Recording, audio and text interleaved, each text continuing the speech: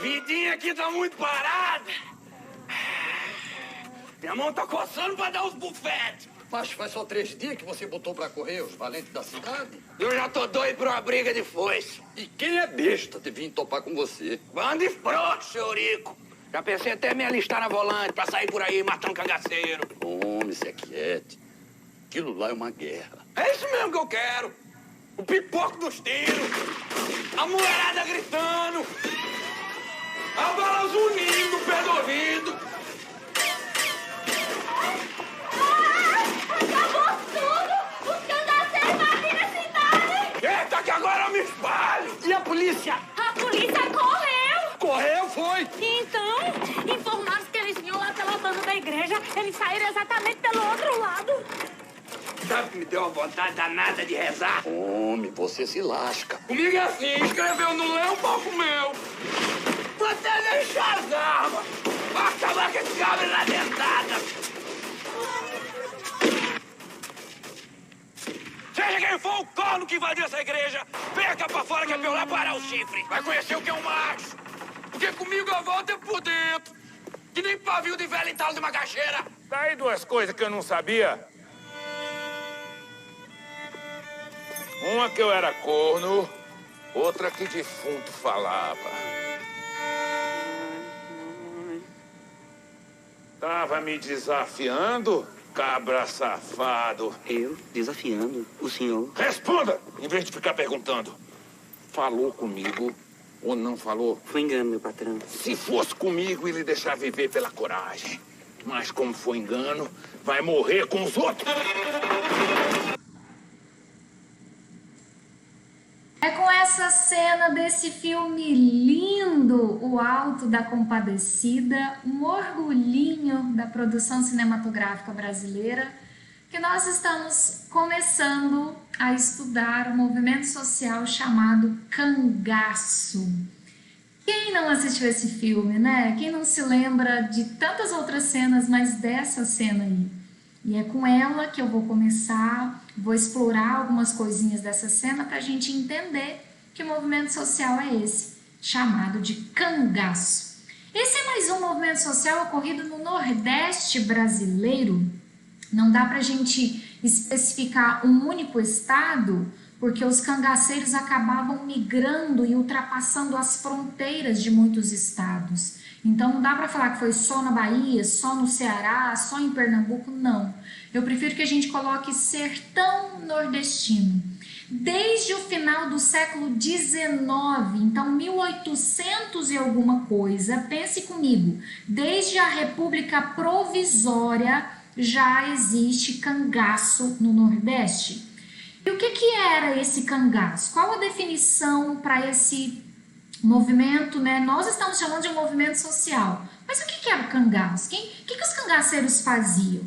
Os cangaceiros nada mais eram que grupos armados. Você viu no filme, a galera chegou dando tiro, assustando os moradores daquela vilazinha, né? A senhora entra para dentro da sua casa, da sua venda ali, do seu comércio, fecha as portas e a gente escutou os tiros. Então, grupos armados que saqueavam fazendas, aqui eu deixei fazendas, mas cidades, vilazinhas. E o que seria saquear? A partir do momento que esse grupo armado entrava naquela cidadezinha, por exemplo, eles iam saquear riquezas. Se tiver dinheiro dentro daquele comércio, eles vão entrar, vão pegar dinheiro e vão levar. Se tiver alguma peça de ouro dentro da igreja, de onde aquele cangaceiro saiu, eles vão levar. Isso seria saquear. Galera, roubo.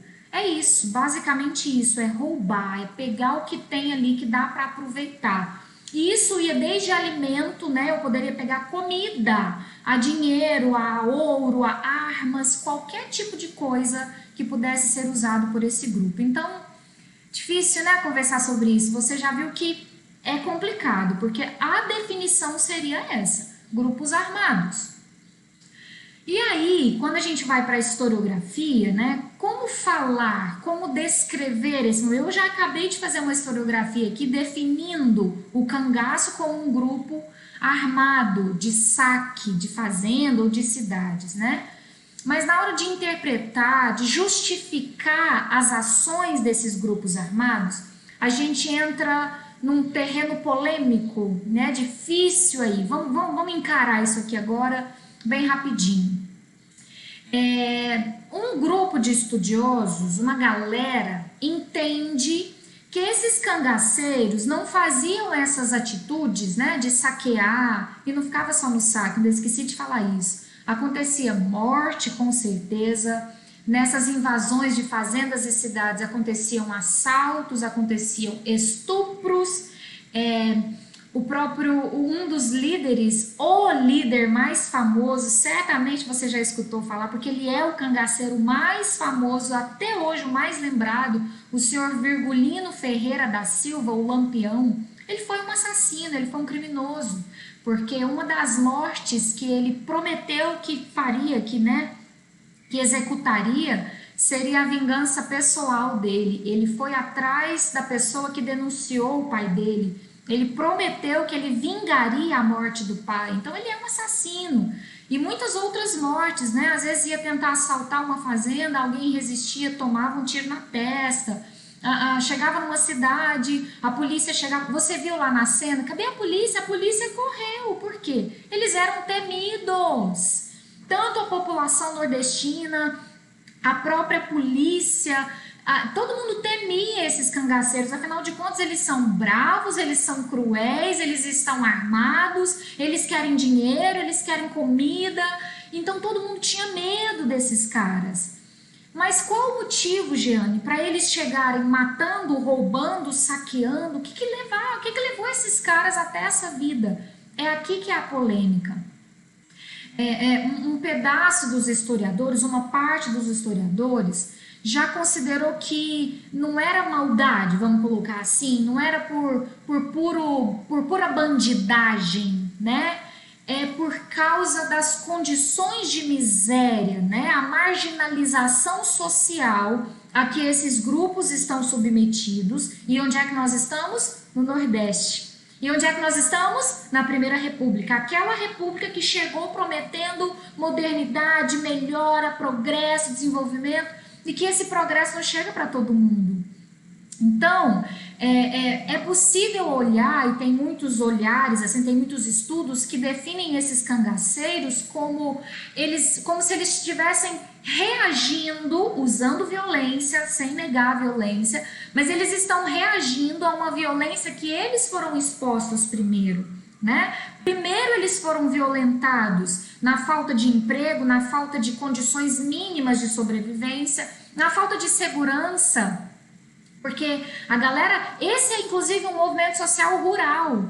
A galera da cidade se referia aos cangaceiros como bandidos, né? Como criminosos. Porque a galera da cidade conta com o aparato policial, conta com o organismo desenvolvido pelo Estado, organismo de segurança, de defesa, né?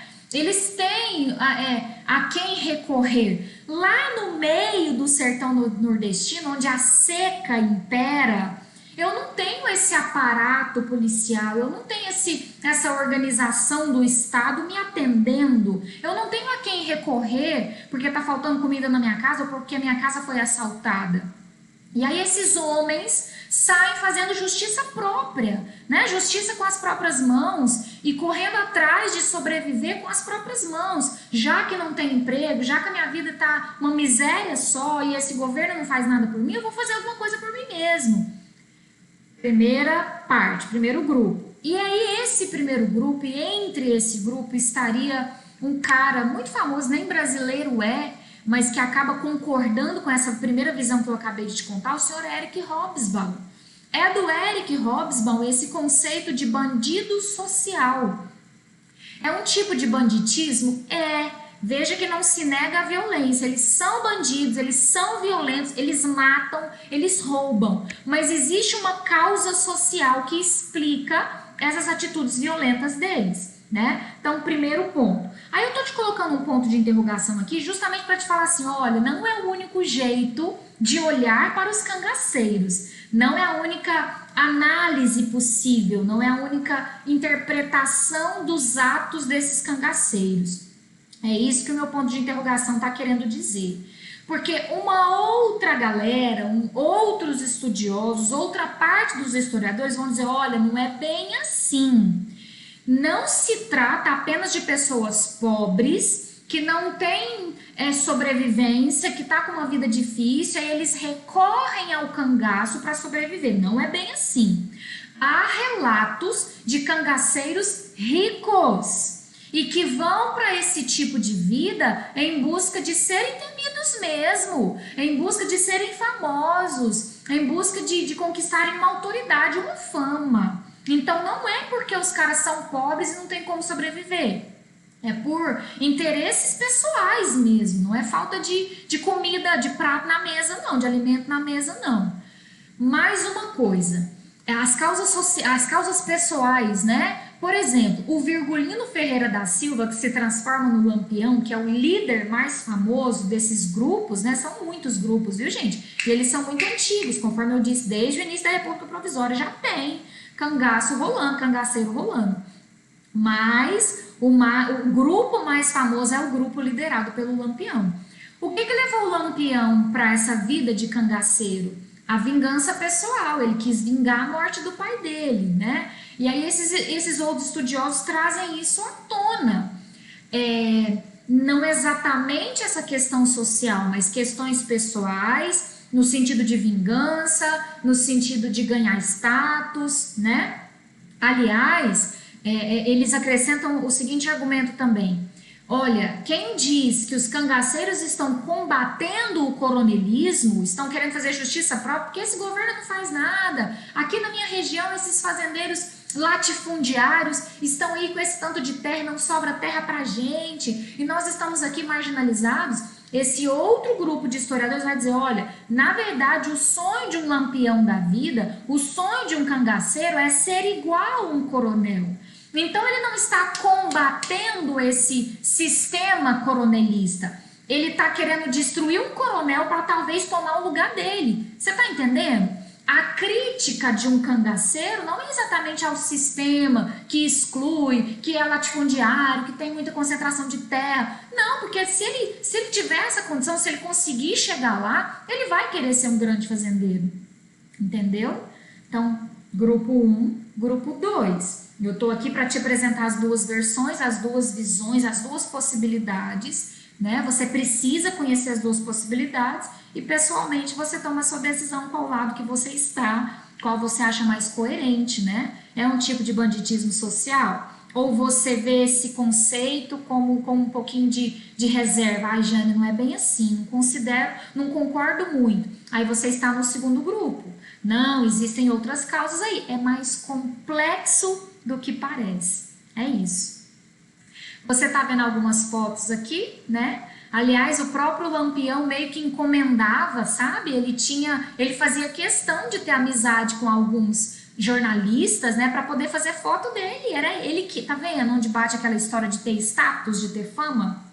Muitos jornalistas eram meio que convidados, olha, vamos lá tirar foto da gente, porque se você parar para pensar, qual jornalista que ia tirar foto de um grupo, né, armado, liderado por Lampião, todo mundo tinha medo dele, né, então como é que você tem essas fotos, gente? Lampião meio que era bem ambientado ali, né, ele construiu essa relação com os órgãos da imprensa exatamente para se promover. Existem estudos que dizem isso aí sobre o Lampião. Aqui o famoso casal do cangaço, Lampião e Maria Bonita, a primeira mulher a ser considerada, a ser inserida dentro de um grupo de cangaceiros, né? Esposa do Lampião.